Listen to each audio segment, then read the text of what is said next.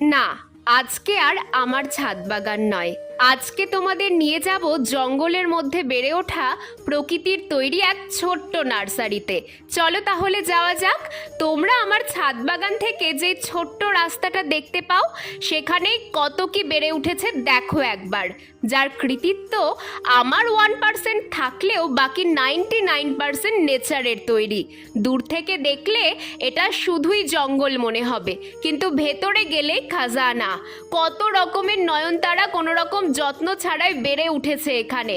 আর আমি সবচেয়ে বেশি খুশি হয়েছি এটা দেখে যে এখানে রজনীগন্ধা গাছও একা একাই হয়ে গেছে। ওপরেই তো আমার ছাদ বাগান, আর ওপর থেকে যা ফেলি এখানে মোটামুটি সব গাছই হয়ে যায়। একবার ভাবলাম ওদের তুলে বাড়ি নিয়ে যাই, তারপর মনে হলো অযত্নে যখন ওরা এত আনন্দে বেড়ে উঠছে, উঠুক না ওরা নিজেদের মতো বড় হয়ে।